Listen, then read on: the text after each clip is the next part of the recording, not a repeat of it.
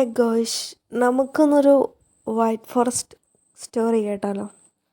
അപ്പോൾ നമുക്ക് 3 ഓർഡറായിരുന്നു ഉണ്ടായിരുന്നത്. അത് 3ഉം നമ്മൾ ക്രം കോട്ട് ചെയ്തു ഫൈനൽ സെറ്റാക്കി വെച്ചിട്ടുണ്ട്. അപ്പോൾ ഈ 3 കേക്കും വൈറ്റ് ഫോറസ്റ്റിലാണ്. ഒന്ന് നമുക്കൊരു 250 ഗ്രാം മിനി ആയിട്ടായിരുന്നു ചെയ്തിട്ടുണ്ടായിരുന്നത്. പിന്നെയുള്ള 2 ഒന്ന് എഗ്ലെസ് ആണ്, ഒന്ന് നോർമൽ. രണ്ടും ടോളായിട്ടായിരുന്നു കേട്ടോ ചെയ്തിട്ടുണ്ടായിരുന്നത്.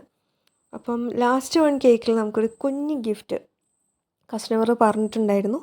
അപ്പോൾ അവരെ റിക്വയർമെൻറ്റ്സും കാര്യങ്ങളൊക്കെ നോക്കിയിട്ട് നമ്മളൊരു കുഞ്ഞ് ഗിഫ്റ്റ് സെറ്റാക്കി എടുത്തിട്ടുണ്ട്. ബോക്സ് ഒന്നും കിട്ടിയിട്ടുണ്ടായിരുന്നില്ല കേട്ടോ.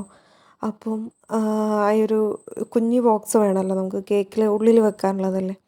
അപ്പോൾ അത് കിട്ടാത്തത് കൊണ്ട് നമ്മൾ അതിൻ്റെ പാക്ക് തന്നെ അത്യാവശ്യം നല്ലപോലെ നമ്മൾ പാക്ക് ചെയ്തിട്ട് സെറ്റാക്കി വെച്ചതായിരുന്നു കേട്ടോ. അപ്പോൾ അങ്ങനെ നമ്മൾ ഒരു ഗിഫ്റ്റ് സെറ്റാക്കി എടുത്തു. എന്നിട്ട് അതെന്ന് വെച്ചിട്ടുണ്ടെങ്കിൽ അതിന് അത്യാവശ്യം എന്താ പറയുക, ഭയങ്കര ബോക്സ് ഒന്നും അല്ലല്ലോ. അതുകൊണ്ട് നമുക്ക് കേക്ക് എക്സ്ട്രാ അതിൽ നിന്ന് ഒഴിവാക്കേണ്ട ആവശ്യമൊന്നും വരേണ്ടി വന്നിട്ടില്ല. ജസ്റ്റ് നമ്മൾ ഒരു നൈഫ് കൊണ്ട് ഒരു ഭാഗത്തൊന്ന് ജസ്റ്റ് ഒന്ന് അങ്ങോട്ടും ഇങ്ങോട്ടും ആക്കിയപ്പോഴേക്ക് തന്നെ അവിടെ ഒരു ഹോളോ പോലെ വന്നിട്ടുണ്ടായിരുന്നു. ദെൻ നമ്മൾ ഒരു ഭാഗം അതിൽ ഇൻസേർട്ട് ചെയ്ത് കൊടുക്കുകയാണ് ചെയ്യുന്നത്. ഒരു ഭാഗത്തേക്ക് നമ്മൾ ആ ഗിഫ്റ്റ് ഇൻസേർട്ട് ചെയ്ത് കൊടുത്തു.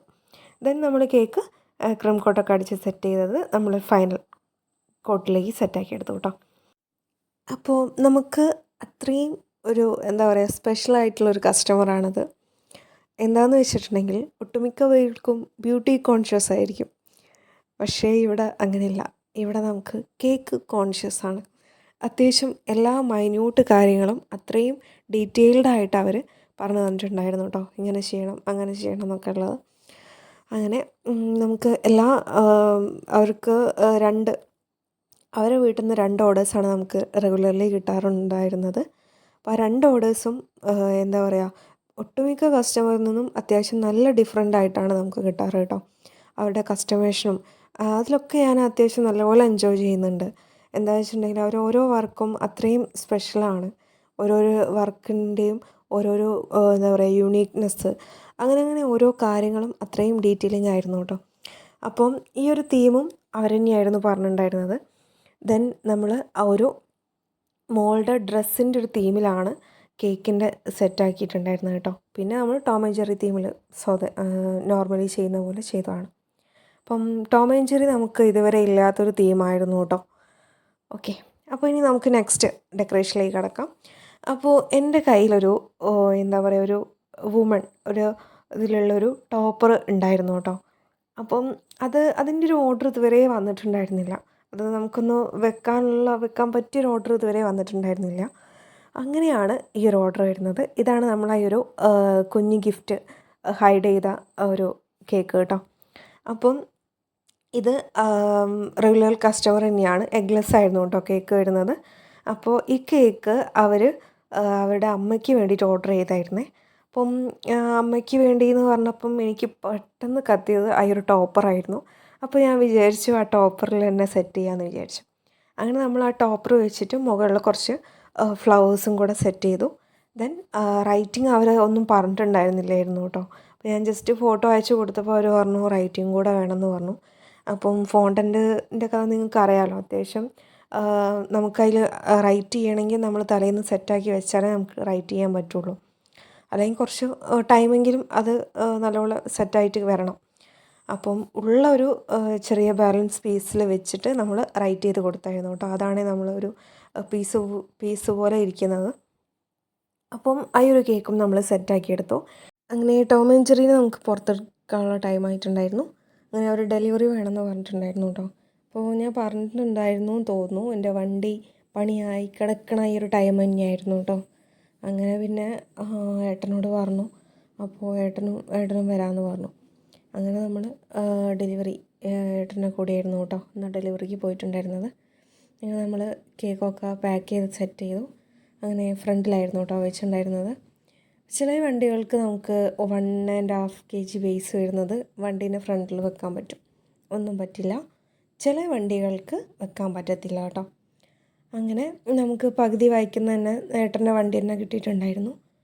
അപ്പോൾ നമ്മളിതാ ഈ ഒരു സ്കൂള് ഞാൻ മുന്നത്തെ വീഡിയോസിലൊക്കെ പറഞ്ഞിട്ടുണ്ട്. ഈ ഒരു സ്കൂൾ വരുന്നത് നന്മണ്ട ഹയർ സെക്കൻഡറി സ്കൂളാണ് കേട്ടോ. അപ്പോൾ അങ്ങനെ നമ്മൾ ആ ഒരു നന്മണ്ട 12 അങ്ങാടി എത്തി. അങ്ങോട്ട് പോയാലാണ് കോഴിക്കോട് കേട്ടോ.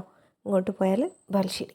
അപ്പോൾ നമുക്ക് അവിടേക്കും അല്ല ഇവിടേക്കും അല്ല പോകേണ്ടത്. നമുക്ക് ഇതിലൂടെ ചെറിയൊരു ഷോർട്ട് കട്ട് ഉണ്ട്. അതിലൂടെ നമുക്ക് പോയിട്ടുണ്ടെങ്കിൽ നരിക്കുനി റൂട്ടിലേക്കുള്ള ആ ഒരു പാട്ടിലേക്ക് എത്തും. അപ്പോൾ നമുക്ക് നരിക്കുനിയും അല്ല പോകേണ്ടത്, നമുക്ക് കരിയാത്തൻകാവാണ് കേട്ടോ പോകേണ്ടത്. അപ്പോൾ അവിടുന്ന് നേരെ നമ്മൾ നന്മണ്ട 13 റൂട്ടിലേക്ക് പിടിച്ചു.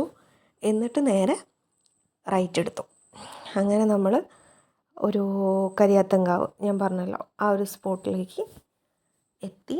അവിടെ കൊടുത്ത് നമ്മൾ പാക്കിൽ നിന്നൊക്കെ എടുത്ത് മാറ്റിയ സാധനങ്ങളൊക്കെ അവിടെ നിന്ന് ജസ്റ്റ് അറേഞ്ച് ചെയ്തിട്ടാണ് കേട്ടോ നമ്മളത് പോകുന്നത്. ഒന്നാമത് നമ്മൾ തന്നെ കൊണ്ടുപോകുന്നതാണെങ്കിൽ നമ്മൾ എന്ത് ചെയ്യും, അതൊന്ന് ജസ്റ്റ് അവിടെ നിന്ന് സെറ്റ് ചെയ്ത് കൊടുക്കാറുണ്ട് കേട്ടോ. അതിനൊന്നും വീഡിയോസൊന്നും എടുക്കാൻ പറ്റിയിട്ടുണ്ടായിരുന്നില്ല. ഇനി നമുക്ക് എഗ്ലെസ് കേക്ക്, അത് അവർ വന്നെടുത്തായിരുന്നു കേട്ടോ. അതിൻ്റെ വീഡിയോസും കാര്യങ്ങളൊന്നും ഉണ്ടായിരുന്നില്ല.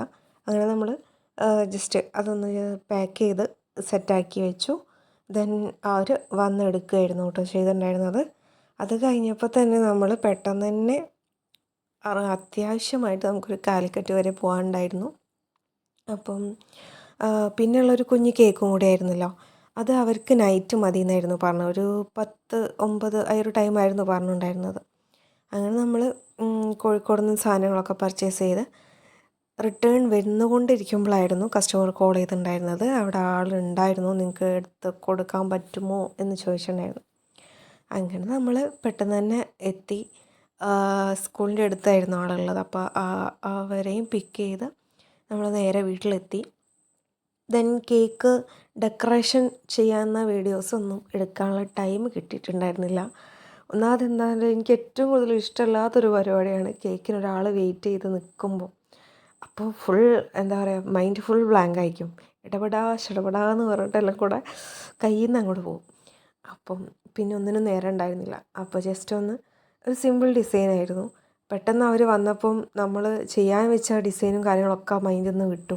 പിന്നെ കൈ കിട്ടുന്ന വെച്ചിട്ടൊന്ന് സെറ്റ് ചെയ്തെടുത്തായിരുന്നു കേട്ടോ. അങ്ങനെ നമ്മൾ അവർക്ക് കൊടുത്തു. നിങ്ങൾ മര്യാദയ്ക്ക് കണ്ടിട്ടുണ്ടാവില്ല അല്ലേ. അപ്പോൾ ഇതാണ് കേക്കിൻ്റെ ലുക്ക് വരുന്നത് കേട്ടോ. അങ്ങനെ നമ്മൾ പാക്ക് ചെയ്ത് പെട്ടെന്ന് തന്നെ സെറ്റാക്കി എടുത്തു കേട്ടോ. അപ്പം ഈ 3 വർക്കിൽ ഏറ്റവും കൂടുതൽ ഇഷ്ടപ്പെട്ട വർക്ക് ഏതാണെന്ന് ജസ്റ്റ് കമൻറ്റ് ചെയ്യുക.